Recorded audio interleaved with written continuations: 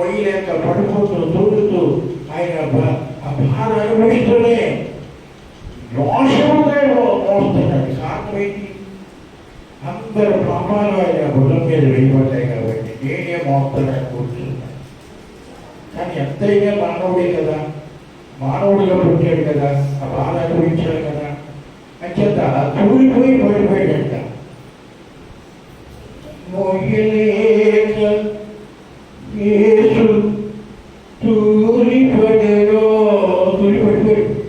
పడిపోతే ఆ పక్కన ఉన్నవాడికి ఒక దెబ్బ కొట్టేటాడు. ఎవరో ఈ సైనికుడు. వాడు ఎక్కడి నుంచో పల్లెటూరు నుంచి వచ్చాడు.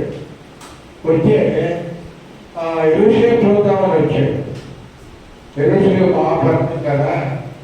చూడండి, కొంతమంది గోవా వెళ్తుంటారు, కొందరు హైదరాబాద్ వెళ్తుంటారు, కొందరు సింగపూర్ వెళ్తుంటారు, కొందరు ఇలా వెళ్తుంటారు కదా.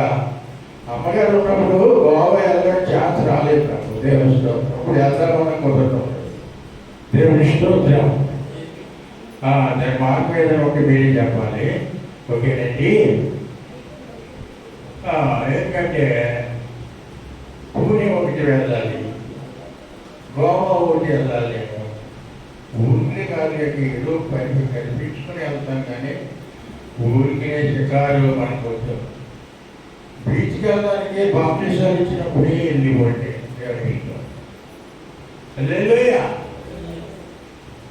యోగా మనకు అవసరం లేదు. యోగా కంటే శక్తివంతమైన ఉపవాస ప్రార్థన మనకు అవసరమై ఉంటాయి. హల్లెలూయా.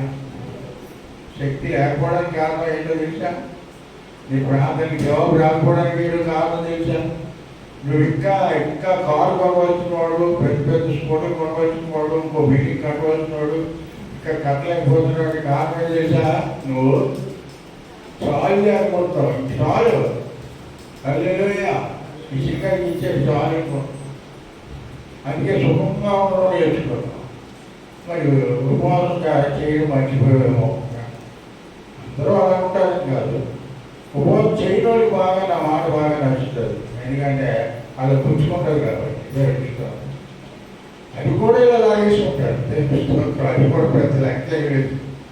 గాయం అంటే లెక్క లేదు. దేవుడి ఇష్టం.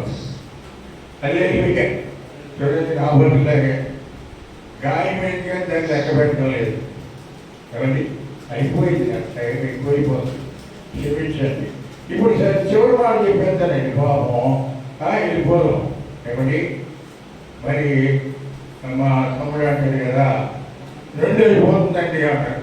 అది ఎప్పుడు అవ్వకూడదని నిర్ణయించుకోవడం. 1 గంట ఈ మాటలో కూడా 1 గంట దాటకూడదు. కానీ యాక్చువల్గా నేను అనుకునేది ఎప్పుడు ఆ లోపల నుంచి బయటకు వచ్చేటప్పుడు 12:15 కన్నా అయిపోవాలని అనుకుంటాను. కానీ ఈ పరిశుద్ధాత్మ దేవుడు ఉన్నాడే, ఇంకా మనం ప్రేమిస్తానే ఉంటాడు. ఎలాగోలాగా భోజనం పెట్టాలి, బిర్యానీ తినిపించాలి అని చెప్పి ఆలోచిస్తూ ఉంటాడు. దేవుని ఇష్టం ఉంటాడు. అంచేత మరి బిర్యానీ, చారు, చికెను, మరి మటను అన్నీ కూడా రెడీ చేసి పెట్టాలి అంటే పావులాకి 10 రూపాయలకి రాలేదు.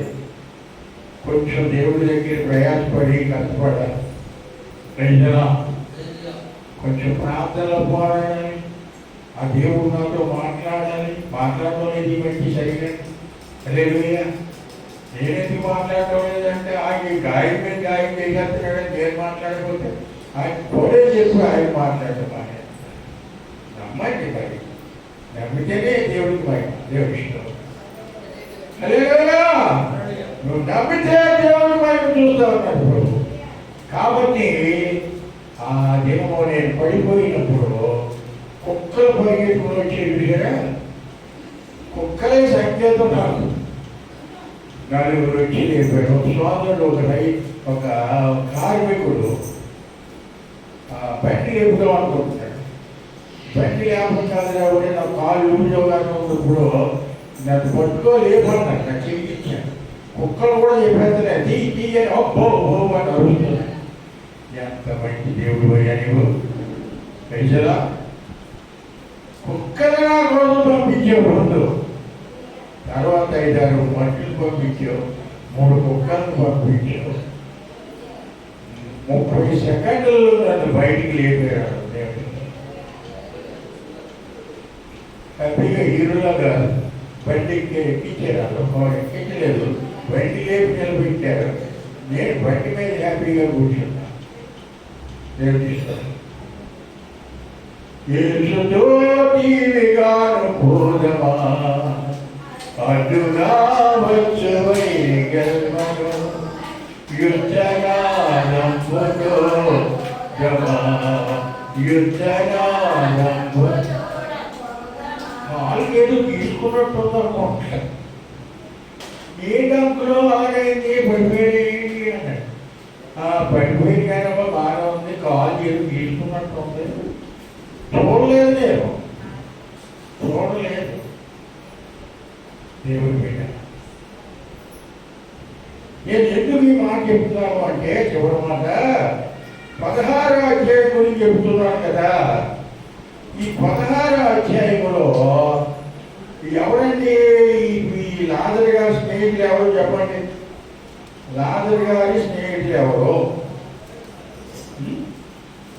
చెప్పండి?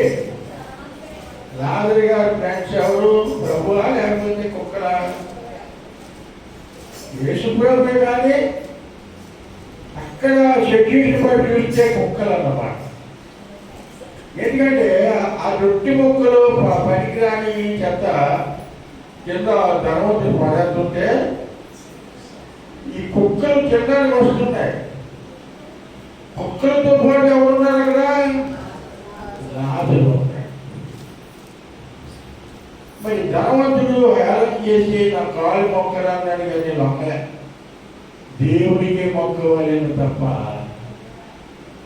నేను ఏమాత్రము నీకు నమస్కారం చేయాలి అని చెప్పి దేవుడు చెప్తే వాడి దగ్గర పట్టవాడి విషయం 4-12 బుద్ధి అవుతుంది అని చెప్పి మళ్ళా కొట్టించాడు.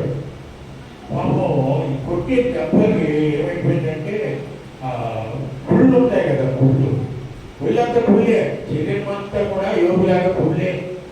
ఆ పుళ్ళ మీద కొడతా ఉంటే ఆ బాధ తట్టుకోలేనంత బాధ, ఎవరికి చెప్పుకోలేనంత బాధ. ఆ బాధని ఎవరు సహాయం చేయలేదు.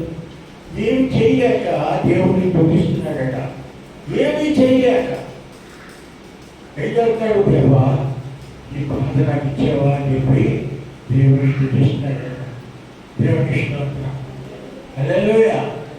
కొంతైనా దేవుని జ్ఞాపకం చేసుకుంటే బాగా తక్కువ ఉంది.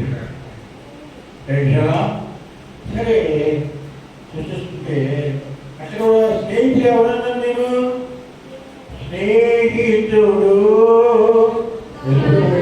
యేసుప్రభు వచ్చేస్తాడా? స్నేహితులు వచ్చేసి యేసుప్రభు వీపుని ఎవరుతాడా? వచ్చి చేయలేదు.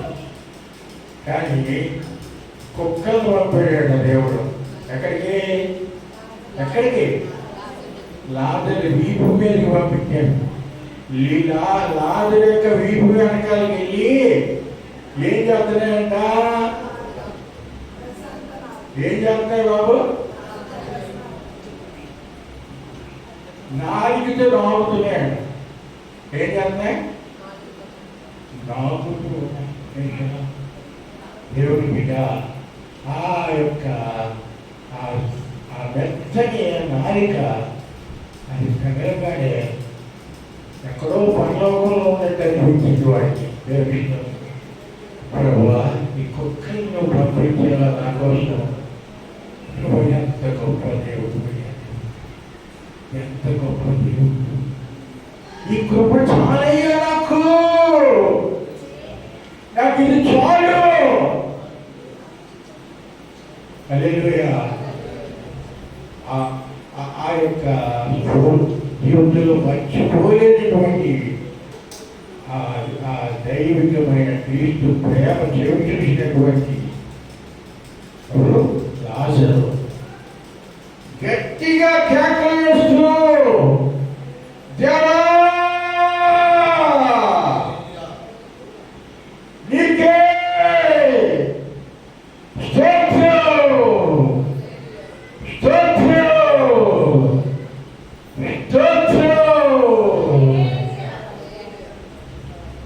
పైకి. అగ్గి మీద గుగ్గిలు అయితే ఎలా ఉంటుంది? ఆ గుగ్గిల మీదకి వచ్చి కుక్కలు నాలుగుతూ ఉంటే ఎలా ఉంటుంది? ఎంత తీయగా ఉంటుందో చెప్పలేదు. దేవుడి ఎంత స్మూత్గా ఉండదో కూడా